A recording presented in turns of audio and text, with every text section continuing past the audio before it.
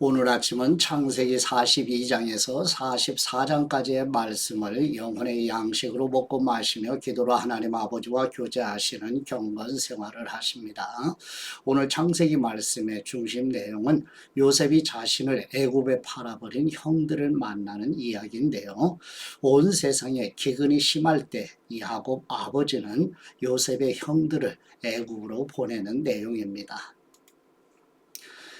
구약 성경 39권을 세 가지의 관점에서, 즉 역사서, 시가서, 그리고 예언서의 중심으로 이제 말씀을 묵상하고 있는데, 역사서의 첫 번째 성경인 창세기의 말씀을 묵상하고 있습니다.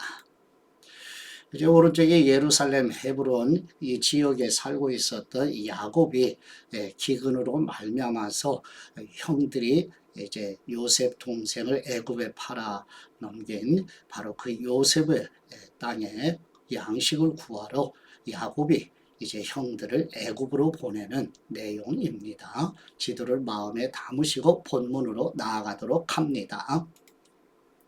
첫 번째 창세기 42장 1절에서 25절 말씀의 내용은, 섭리하시는 은혜로 애굽의 총리가 된 요셉은 하나님의 섭리하시는 도우심으로 7년의 흉년을 대비하여 곡식을 저장하게 되고, 가나안에 거주하는 아버지 야곱이 양식을 구하러 요셉의 형들을 애굽으로 보내는 내용입니다.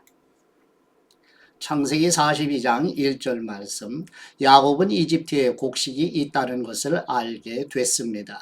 야곱은 자기 아들들에게 말했습니다. 너희가 어째서 서로 얼굴만 바라보고 있느냐? 그가 이어 말했습니다. 보라, 내가 이집트에 곡식이 있다는 말을 들었다. 그곳에 내려가 우리를 위해 곡식을 좀 사오라. 그러면 우리가 죽지 않고 살 것이다. 요셉의 형들 10명이 곡식을 사러 이집트로 내려갔습니다. 그러나 야곱은 요셉의 동생 베냐민만은 그의 형들과 함께 보내지 않았습니다. 그에게 화가 미칠지 모른다라고 생각했기 때문입니다. 이스라엘의 아들들은 곡식을 사러 가는 사람들 틈에 끼어서 내려갔습니다. 가나안 땅에 흉년이 들었기 때문입니다. 그때 요셉은 그 땅의 총리가 돼 그 땅의 모든 백성들에게 곡식을 팔고 있었습니다. 요셉의 형들이 와서 얼굴을 땅에 대고 그에게 절을 했습니다. 요셉은 자기 형들을 보자 바로 그들을 알아보았습니다. 그러나 그는 모른 척하며 그들에게 매몰차게 대했습니다. 요셉이 형들에게 말했습니다. 너희는 어디에서 왔느냐? 그들이 대답했습니다. 양식을 사러 가나안 땅에서 왔습니다. 요셉은 자기 형들을 알아보았지만 그들은 요셉을 알아보지 못했습니다.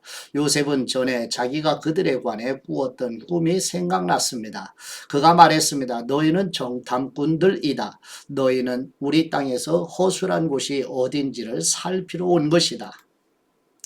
그들이 대답했습니다. 아닙니다. 네, 주여. 주의 종들은 양식을 사러 왔습니다. 우리는 다 한 사람의 아들들입니다. 주의 종들은 정직한 사람들입니다. 저희는 정탐꾼들이 아닙니다. 요셉이 그들에게 말했습니다. 아니다. 너희는 우리 땅의 허술한 곳을 살피러 온 것이다. 형제들이 대답했습니다. 주의 종들은 12형제입니다.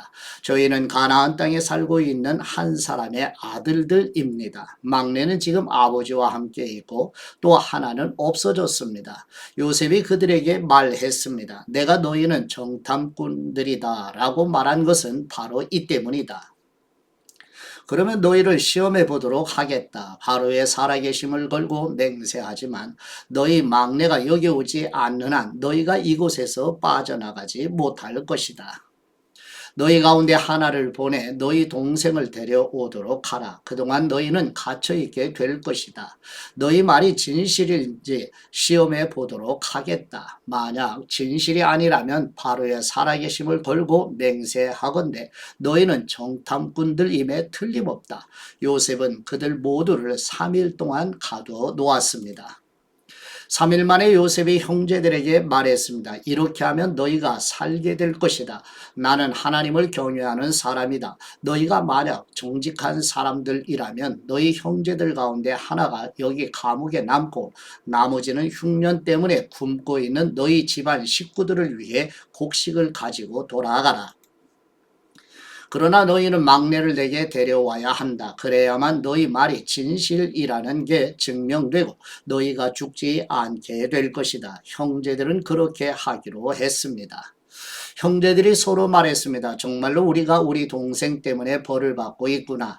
그가 그렇게 괴로워하는 것을 보고 또 그가 목숨을 구해달라고 우리에게 사정을 할 때 듣지 않아서 우리가 이런 괴로움을 당하고 있는 것이다.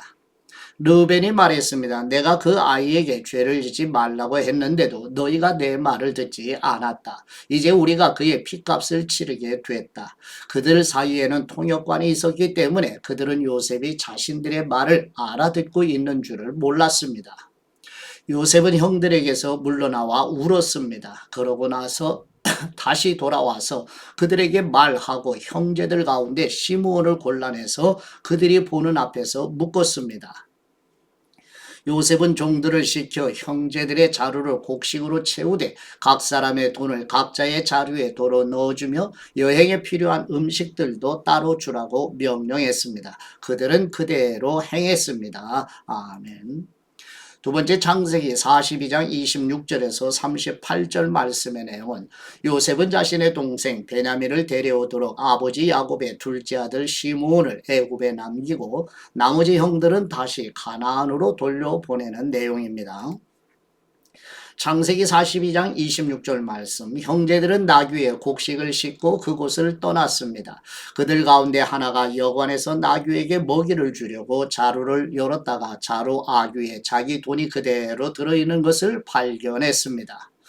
그가 자기 형제들에게 말했습니다. 내 돈이 도로 돌아왔다. 여기 내 자루 속에 돈이 들어있어. 그러자 그들의 마음이 철렁 내려앉았습니다. 형제들은 놀라서 서로에게 말했습니다.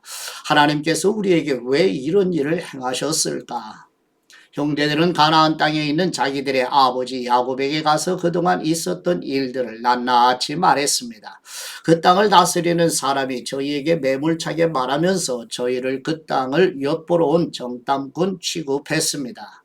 그래서 저희가 그에게 말하기를 저희는 정직한 사람들이지 정탐꾼들이 아닙니다. 저희는 12형제로서 한 아버지의 아들들입니다.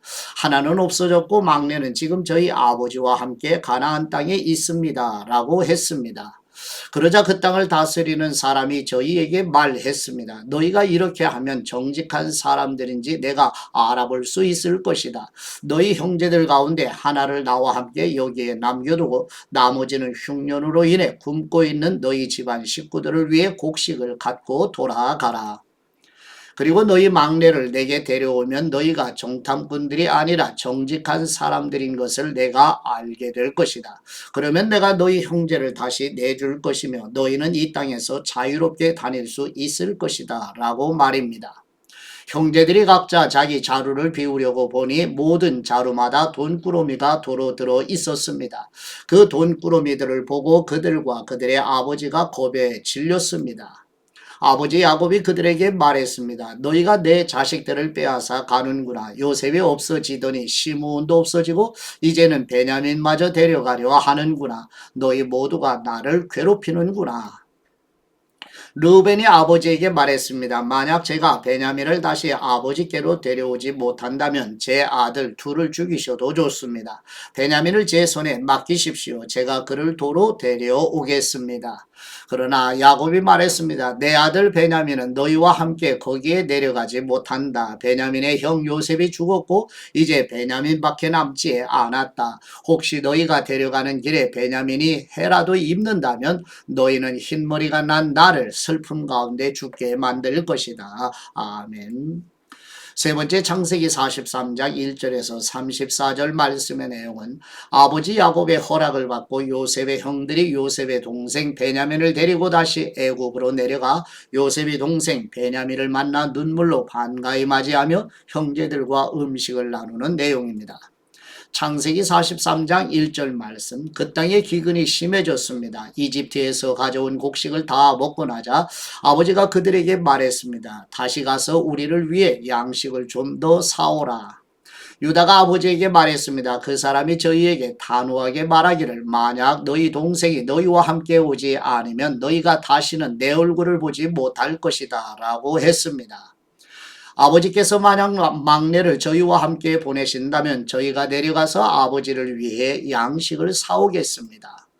그러나 베냐민을 보내지 않으시겠다면 저희도 내려가지 않겠습니다. 그 사람이 저희에게 너희 동생이 함께 오지 않으면 너희가 다시는 내 얼굴을 보지 못할 것이다 라고 했기 때문입니다.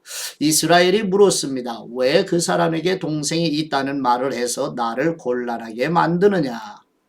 그들이 대답했습니다. 그 사람이 우리와 우리 가족 사항을 자세히 물어봤습니다. 그가 너희 아버지가 아직 살아계시냐? 너희에게 다른 형제가 있느냐? 라고 해서 우리는 그저 묻는 대로 대답했을 뿐입니다. 그가 너희 동생을 데리고 내려오라고 할 줄 우리가 어떻게 알았겠습니까? 우리 유다가 아버지 이스라엘에게 말했습니다. 이 아이를 우리와 함께 보내십시오. 그러면 우리가 당장 가겠습니다. 그래야 우리도 아버지도 우리 자식들도 죽지 않고 살 것입니다. 제가 베냐민을 책임지겠습니다. 제게 책임을 물으십시오. 만약 제가 그를 아버지께 데려와 아버지 앞에 세우지 못한다면 제가 평생토록 아버지 앞에서 그 죄를 다 받겠습니다. 저희가 늑장을 부리지 않았다면 벌써 2번은 갔다 왔을 것입니다. 그들의 아버지 이스라엘이 그들에게 말했습니다. 꼭 그래야만 한다면 그렇게 하자. 너희 자료에 이 땅의 가장 좋은 물건들 곧 향유 조금과 꿀 조금과 향신료와 모략과 파스타치오와 아몬드를 넣어서 그 사람에게 선물로 갖고 가라. 돈도 2배로 갖고 가서 지난번에 너희 자루 아귀에 담겨 돌아온 돈을 돌려주라. 그것은 아마 실수였을 것이다. 네 동생도 데리고 떠나 다시 그 사람에게 가라. 전능하신 하나님께서 너희로 그 사람 앞에서 긍휼을 입게 하셔서 너희의 다른 형제와 베냐민을 너희와 함께 돌아오게 하기를 바란다. 그러나 내가 내 자식들을 잃어야 된다면 잃을 수밖에 없다.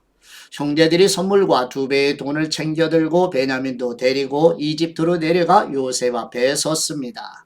요셉은 베냐민이 형제들과 함께 있는 것을 보고 자기 집의 관리인에게 말했습니다. 이 사람들을 내 집안으로 들이고 짐승을 잡아 식사할 준비를 하여라. 그들이 정오에 나와 함께 식사할 것이다. 관리인이 요셉의 말대로 해 형제들을 요셉의 집으로 들어오게 했습니다.